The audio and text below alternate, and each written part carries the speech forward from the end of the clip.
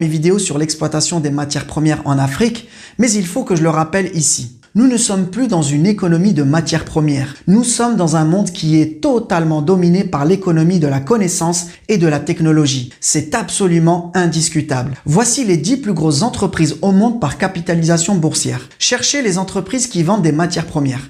Vous aurez du mal à les trouver parce qu'en fait, il n'y en a qu'une seule. C'est Saudi Aramco, la société qui exploite le pétrole en Arabie Saoudite. Et encore, si elle est si grosse, c'est parce qu'elle a quasiment le monopole sur les plus grandes réserves mondiales puisqu'elle appartient à l'État saoudien. Mais toutes les autres grosses entreprises ne vendent qu'une seule chose, de la technologie et de la connaissance. Et quand on voit le total des capitalisations, on voit bien qu'aujourd'hui, la valeur qui est créée par l'exploitation des matières premières, elle est totalement ridicule par rapport à la valeur qui est créée par la technologie et la connaissance. Si on ne voit pas ça, on ne comprend pas la réalité économique d'aujourd'hui. Je veux rappeler ici un exemple dont j'ai déjà parlé en détail dans cette vidéo et qui concerne l'industrie automobile. Sur une voiture américaine qui coûte 44 000 $, les matières premières ne représentent que 3 600 $ et l'énergie 1 500 $.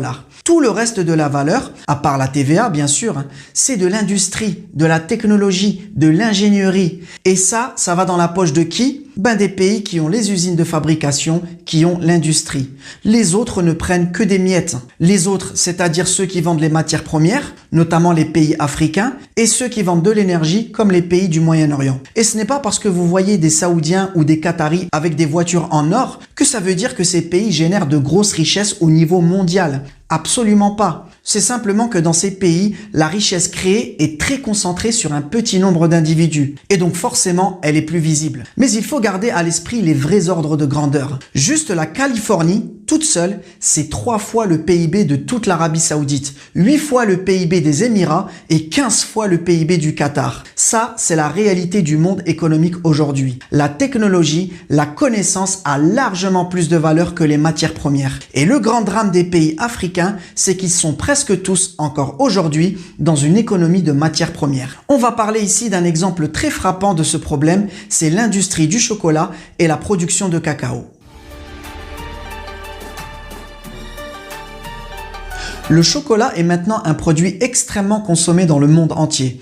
Le marché mondial du chocolat est énorme, plus de 120 milliards de $. Pour avoir une idée, c'est un marché qui est plus gros par exemple que celui des jouets. Vous le savez déjà, pour faire du chocolat, il faut du cacao. Et l'Afrique a quasiment le monopole sur la production mondiale de cacao. Les pays africains produisent plus de 82% du cacao mondial. Et parmi ces pays, le leader, loin devant tout le monde, c'est la Côte d'Ivoire qui représente à elle seule plus de 40% de la production mondiale. Maintenant, est-ce que la Côte d'Ivoire profite bien du marché du chocolat? Je vais vous laisser en juger vous-même. Aujourd'hui, la très grande majorité du cacao ivoirien est exporté brut et il se vend actuellement autour de 7,50 € le kilo. C'est le cours actuel au moment où je tourne cette vidéo.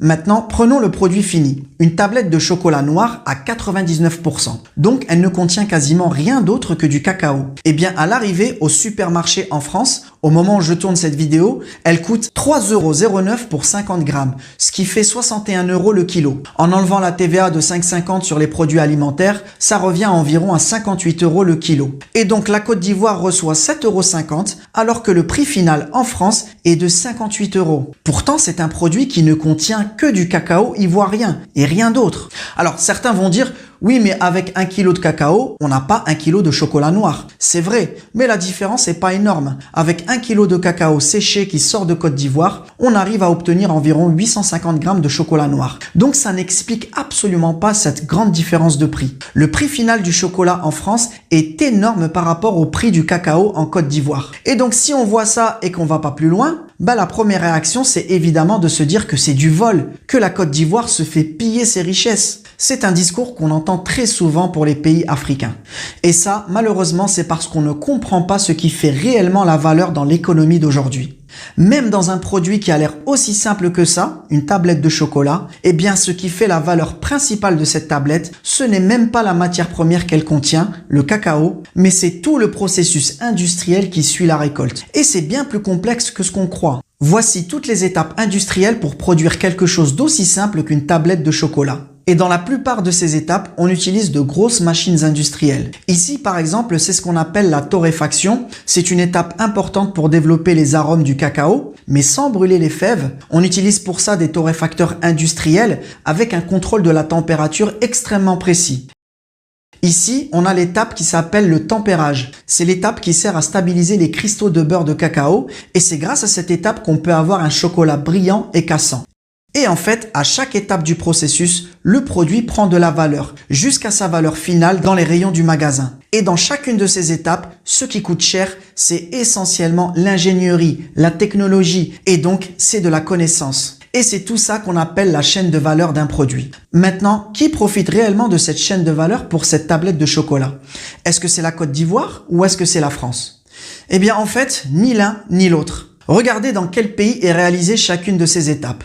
Bon, vous avez compris quel est le pays qui en profite le plus. C'est évidemment la Suisse, parce que c'est en Suisse que se déroule toute la production, toutes les étapes avec une forte valeur ajoutée. Dans cette chaîne de valeur, du point de vue économique, on comprend tout à fait pourquoi la Côte d'Ivoire ne touche que 7,50 € sur un produit final de 58 €. Et on comprend bien pourquoi l'Afrique ne génère qu'une très petite part de la richesse mondiale. Le cacao ne vaut en fait pas grand-chose dans le prix du chocolat, de même que toutes les matières premières dans cet iPhone ne valent pas grand-chose par rapport au prix final de l'iPhone. Tout l'uranium qu'on utilise dans cette centrale nucléaire ne vaut pas grand-chose dans le prix final de l'électricité. Toutes les matières premières dans cette voiture ne valent pas grand-chose par rapport au prix final de la voiture. Ce qui coûte cher, c'est toujours la technologie. Nous sommes dans une économie de la connaissance et de la technologie. Mais l'Afrique reste encore aujourd'hui dans une économie des matières premières. Maintenant, ça, c'est pas une fatalité. Il y a évidemment un espoir pour les pays africains. C'est d'essayer d'attirer les industriels et donc la technologie dans le pays et en même temps former les meilleurs talents, les meilleurs cerveaux africains pour continuer à développer ces technologies. Exactement comme l'ont fait les Chinois depuis 30 ou 40 ans. Mais encore faut-il que ces meilleurs cerveaux restent en Afrique. Et c'est là qu'on a un petit problème.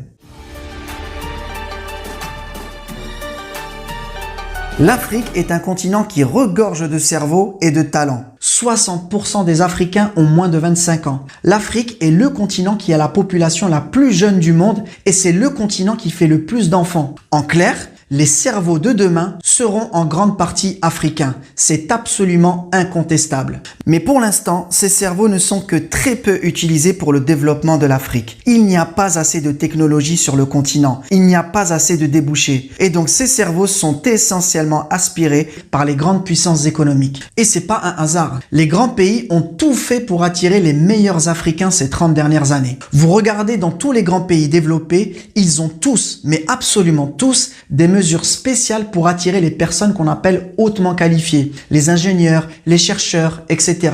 Aux États-Unis, il y a un visa spécial qui s'appelle le visa H-1B qui est spécialement réservé pour les gens hautement qualifiés. Au Royaume-Uni, vous avez le Global Talent Visa. En France, ça s'appelle le passeport talent. L'Allemagne a très récemment modifié une loi sur l'immigration pour rendre plus facile l'arrivée des ingénieurs et des diplômés étrangers. Et même un pays comme la Chine essaie d'attirer cette catégorie de personnes. La Chine a mis en place ce qu'on appelle le visa type R, qui est spécialement conçu pour les gens très qualifiés ou diplômés. Et on a des lois similaires aux Émirats, au Canada, en Australie. Bref, en résumé, si vous êtes africain et que vous êtes diplômé et très qualifié, c'est-à-dire si vous êtes un bon cerveau africain, eh bien vous êtes la bienvenue partout. Et les exemples de cerveaux africains qui rayonnent à l'étranger, c'est pas non plus ce qui manque.